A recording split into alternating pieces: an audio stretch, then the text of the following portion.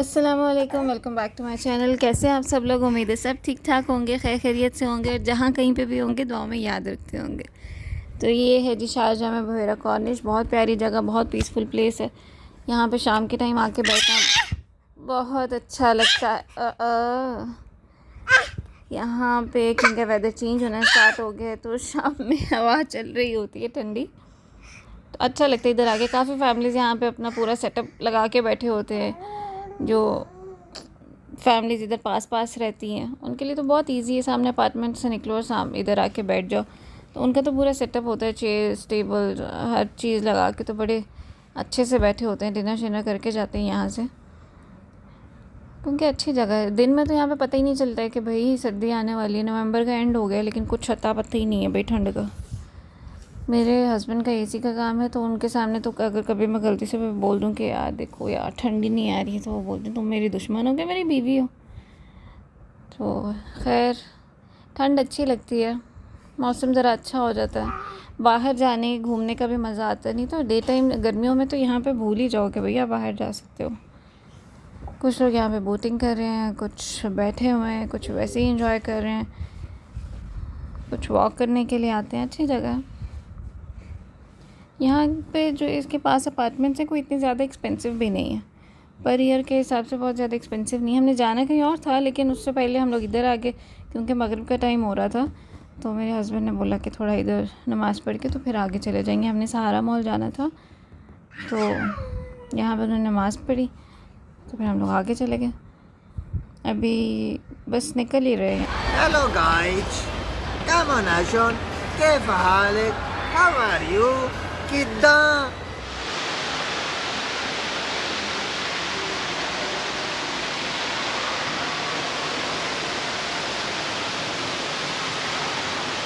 अभी हम लोग आए सहारा मॉल में। मेरा कान बंद है, मुझे कुछ ठीक से सुनाई नहीं दे रहा है एक साइड से। ये शारजाह और दुबई के बॉर्डर पे है सहारा मॉल, काफ़ी बड़ा मॉल है। फुटबॉल के कोई मैचेस स्टार्ट होने वाले थे शायद, इस वजह से ये सारा डेकोर फुटबॉल का किया हुआ था। मुझे कुछ ज़्यादा इन्फॉर्मेशन है नहीं फुटबॉल्स की, तो आई गेस के कोई मैचेस होने वाले हैं।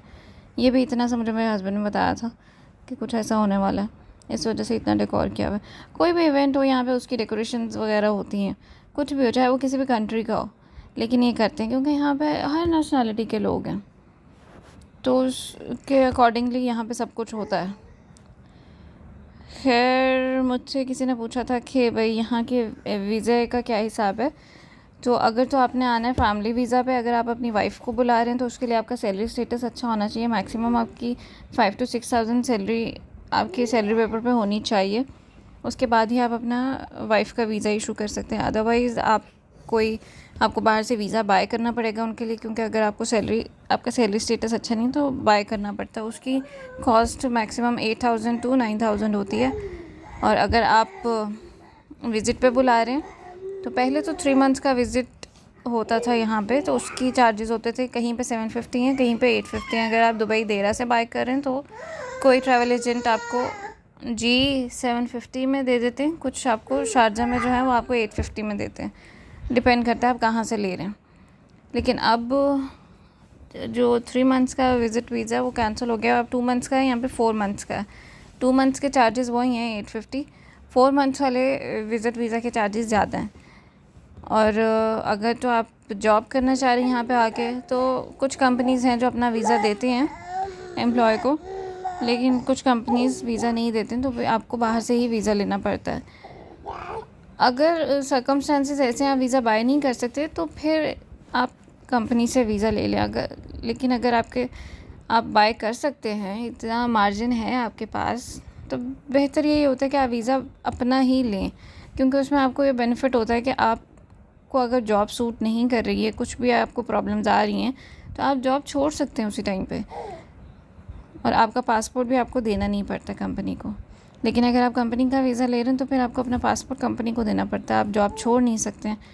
पहले ऐसा होता था कि नहीं छोड़ सकते हैं, लेकिन अभी भी मुश्किल है। लेकिन आपको अगर नहीं सूट करिए आप छोड़ तो सकते हैं लेबर कोर्ट में जाके, लेबर ऑफिस में जाके, लेकिन उसका एक पूरा प्रोसीजर होता है, तो क्या ज़रूरत है, यहाँ तो एडजस्ट कर लें। बेहतर यही होता है कि अगर आपको जॉब सूट नहीं भी कर रही है, थोड़े बहुत अगर डिफ़िकल्टीज़ हैं तो उसको फेस करें, एडजस्ट करें। 2 साल में एटलीस्ट आपको ये तो हो जाएगा कि आपके पास एक्सपीरियंस है।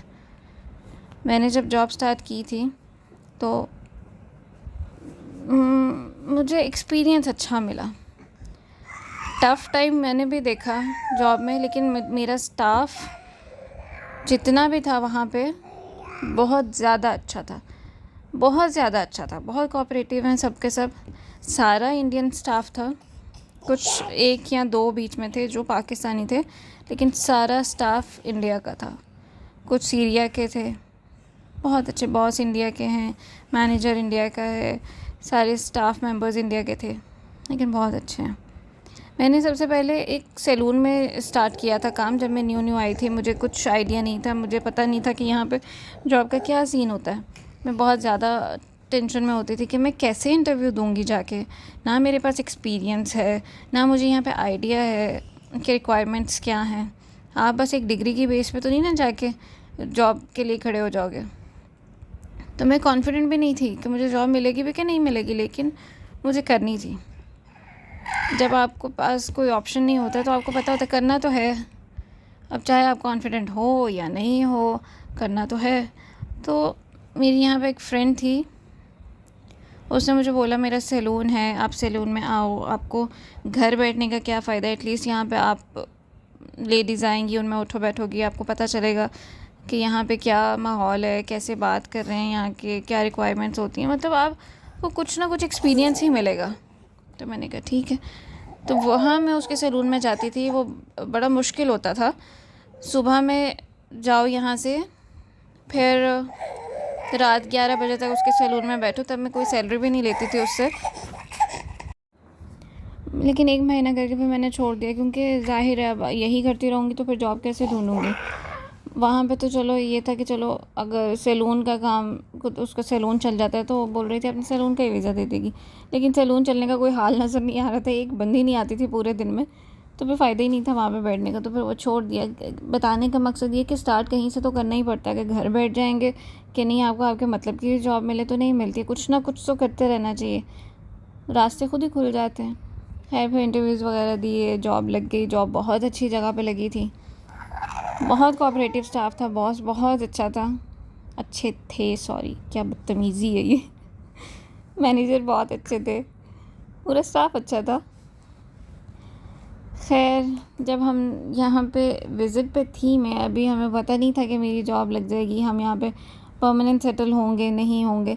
तो हमारा जो रूम था उसमें कुछ इतना ख़ास फर्नीचर भी नहीं होता था, बस एक मैट्रेस, अलमारी भी नहीं थी कोई। हम लोगों ने सूटकेस में ही कपड़े रखे होते थे, बैग्स वगैरह में ही। टाइम है ना, अच्छा टाइम भी होता है, स्ट्रगल पीरियड भी होता है, फिर बहुत अच्छा टाइम भी आता है। जितना आप एफ़र्ट करते जाते हो उतना ही आपका टाइम अच्छा आता जाता है। आपकी एफ़र्ट्स कभी भी बेकार नहीं जाती हैं। किसी ने अपना रूम छोड़ा तो अलमारी छोड़ के चले गए, तो वो हमने उठा के अपने रूम में रख ली। कोई और गया तो उसने अपना सोफ़ा छोड़ दिया, तो वो उठा के हमने अपने रूम में रख लिया। वो जो हमारा स्टार्टिंग टाइम था, तब हमारा ये हाल होता था कि हम लोग सिर्फ बिज़ी थे स्ट्रगल करने में। हमें इस चीज़ से कुछ मतलब नहीं था कि अभी कैसे क्या करें, सेटल कैसे हों। बस मेरे हस्बैंड अपने काम पे भाग दौड़ कर रहे थे, मैं इंटरव्यूज़ देने जाती थी। तो रूम का कुछ ऐसी ही कंडीशन होती थी। तब हमारा किचन भी नहीं था उस रूम में, एक ओपन एरिया था, छत भी नहीं थी उसकी। जैसे एक गली होती है गुज़रने का रास्ता, वैसे ही एक साइड पे एक टेबल पे एक चूल्हा पड़ा हुआ था, एक साइड पे बर्तन धोने के लिए थोड़ी सी एक जगह बनी हुई थी, बस। बहुत उधर इतने चूहे थे कि इतने बड़े बड़े चूहे थे यहाँ पे कि यहाँ की बिल्लियाँ चूहों से डर जाती, इतने बड़े बड़े चूहे। लेकिन ठीक है, वो टाइम भी गुजारा है। आज अल्हम्दुलिल्लाह अच्छा टाइम भी है, बहुत अच्छा टाइम है, अल्लाह पाक ने बहुत नवाजा, शुक्र है अल्लाह पाक का। कभी भी कोशिश करने से नहीं भागना चाहिए, कोशिश करें तो मिलता है, लाजिम मिलता है। और जब मैं फ़र्स्ट विज़िट पे आई थी, तब तो जिस विले में हम लोग रह रहे थे वहाँ पे रात में एक बार लाइट बंद हुई, तो सब ने जाके चेक किया कि क्यों बंद हुई है। विले के ऑनर ने बिल पे नहीं किया था, तो म्यूनसिपैलिटी आके हमारा मीटर बंद करके चले गए थे विला का। तो विले में जो फैमिली थी जिनके बच्चे थे, उन्होंने मीटर के ऊपर जो स्टिकर लगा हुआ था उसको फाड़ फूड़ के फेंक दिया और मीटर ऑन कर लिया। सारी रात बिजली अच्छे से यूज़ की, सारा दिन अच्छे से यूज़ की। जब म्यूनसिपैलिटी ने देखा, वो आए आगे मीटर ही उतार के ले गए। और वो टाइम भी था जब हमारे विले में ना लाइट, ना पानी, ना बिजली, ना वाईफाई, ना फ़ोन में इंटरनेट पैकेज, कुछ नहीं था। और मैं उस पूरे विला में अंधेरे में भूत बन के फिरती थी, क्योंकि जो भी वहाँ पे फैमिलीज थी वो सेटल्ड थी, उनके यहाँ पे अपने अपने सेटअप थे। उन्होंने जैसे ही विला बंद हुआ उन्होंने अपना अपना सामान उठाया, फ़ौरन कहीं और शिफ्ट हो गए। और मैं विज़िट पे थी, मेरा भी कुछ परमानेंट यहाँ पे कुछ सीन हुआ नहीं था। तो मेरे हस्बैंड का भी काम पे जाना ज़रूरी होता था। उन्होंने बहुत ट्राई किया कि यहाँ तो मैं पाकिस्तान वापस आ जाऊँ, लेकिन हमें टिकट भी पीछे की नहीं मिल रही थी। और पीछे सारे 7-8 दिन रह गए थे, नहीं आई गेस 15 दिन थे पीछे अभी।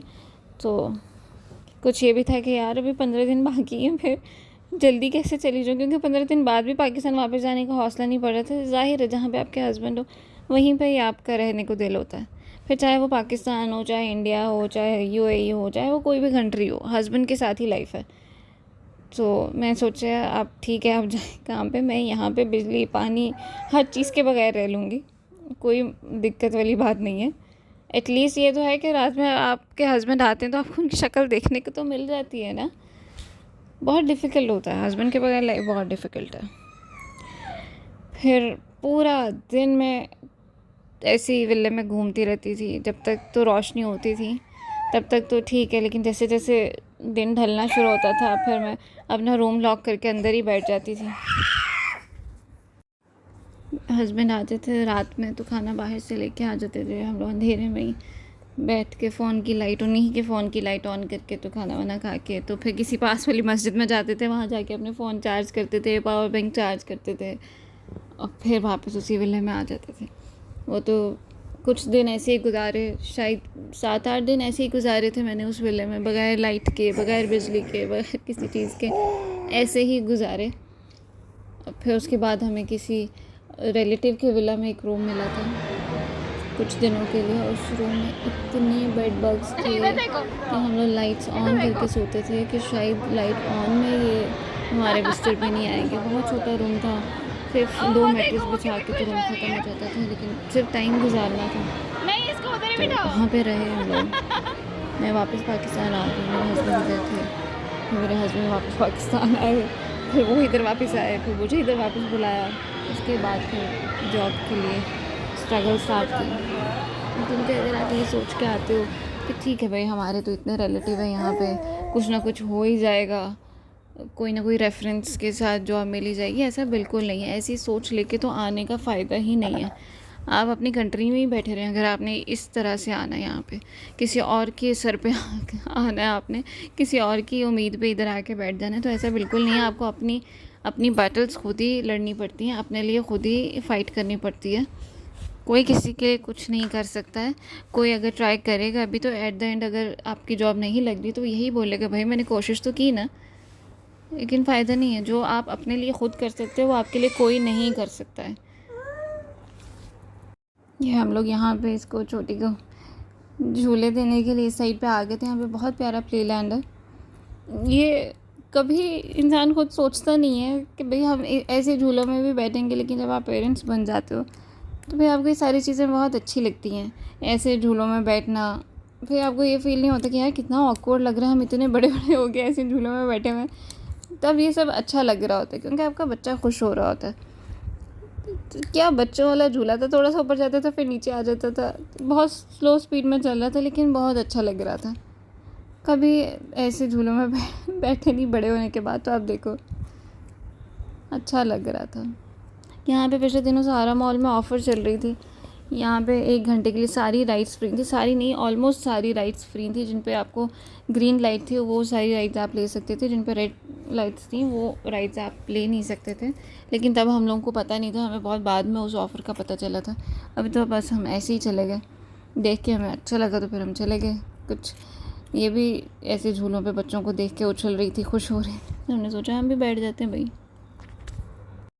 लेकिन अगर यहाँ पे आप कार्ड ले लेते हैं, पैकेज ले लेते हैं, तो वो ज़्यादा फ़ायदेमंद होता है। हम लोग को तो आइडिया नहीं था क्योंकि कभी ऐसे एक्सपीरियंस किया नहीं है, तो अभी फ़र्स्ट टाइम था, इन्होंने हमें बताया भी कि हमारा कुछ 105 दिरहम का पैकेज है, तो उसके साथ पता नहीं 2 राइड्स फ्री थी कि पता नहीं क्या था। तो हमने सोचा यार हमने बड़ा रोज़ इधर आना है, तो हमने कार्ड लेके क्या करना है। लेकिन अक्ल ने काम ही नहीं किया कि कार्ड सस्ता पड़ेगा। हम लोगों ने वैसे ही हर राइड का पे किया था यहाँ पे। तो आपको पर राइड 16 दिरहम या 17 दिरहम की पड़ती है। तो हम दोनों इकट्ठे बैठ रहे थे, मैं भी मेरे हस्बैंड भी। तो हम 2 लोगों के लिए अगर हम लोग 16 दिरहम भी एक का पे करते हैं तो हमें वहाँ पे ही बात जाती है, 105 तक ही बात जाती है। लेकिन बस ये सोच लिया कि भाई हमने कौन सा रोज़ आना है, तो हमने कार्ड पैकेज लिया ही नहीं। लेकिन नेक्स्ट टाइम अगर कोई भी जाता है ऐसे प्ले लैंड में तो आप कार्ड ही लें, पैकेज ही लें, वो ज़्यादा बेनिफिट रहता है उसका। 2 राउंड दिए इसने और बस फिर ख़त्म। फिर हम लोग उतर गए। ये इतना बड़ा मॉल है कि पैदल तो आप थक जाओगे, वॉक कर कर के आप कितना ही देख लोगे। 3-4 फ्लोर्स हैं, आप कितना देख लोगे, कितना चल लोगे। तो इस वजह से हम लोगों ने यहाँ पे मॉल की ही टैक्सी ले ली थी। यहाँ पे अंदर एक ट्रेन है वो चलती है मॉल में, और एक टैक्सीज़ हैं वो चलती हैं। जो ट्रेन है, ट्रेन का पर हेड है 15 दिरहम, एक एडल्ट का, बच्चे फ्री हैं लेकिन एडल्ट का 15 दिरहम है। जबकि जो मॉल की टैक्सी है उसमें फैमिली का 15 दिरहम है पर फैमिली, मतलब 2 लोगों का 15 दिरहम है। तो मॉल की टैक्सी ज़्यादा सूट करती है। ट्रेन में ठीक है, उस वो बैठना अच्छा लगता है, उसमें बच्चे इंजॉय करेंगे। लेकिन टैक्सी में क्योंकि वो खुली है और उसके चार्जेस भी कम है, उसमें ज़्यादा मज़ा आता है। ज़ाहिर है जिसमें चार्जेस कम होंगे मज़ा तो उसमें ही आएगा। खैर हम लोगों ने टैक्सी ले ली थी, टैक्सी में ही घूम फिर रहे थे। पूरा मॉल का 2nd फ्लोर का हम लोगों ने विज़िट टैक्सी में किया था, 1st फ्लोर हमने खुद ही घूम फिर लिया था। जॉब तो खैर यहाँ पे कोई भी आसान नहीं है। जो यहाँ पे ट्रेन चलती है उसके ड्राइवर से हमने उसकी ड्यूटी टाइमिंग पूछी, तो उसकी 13 to 14 आवर्स की ड्यूटी टाइमिंग है और उसकी सैलरी सिर्फ 1600 है, जिसमें अकोमोडेशन उसकी अपनी है, फूड उसका अपना है, और इतना काम, इतनी ज़्यादा ड्यूटी टाइमिंग्स। तंदूर का मरे हाल निकल लंबे हैं तंदूर तो साइया भी नहीं थे और पैसे कमाते ने तेरे से तो हाय हाय।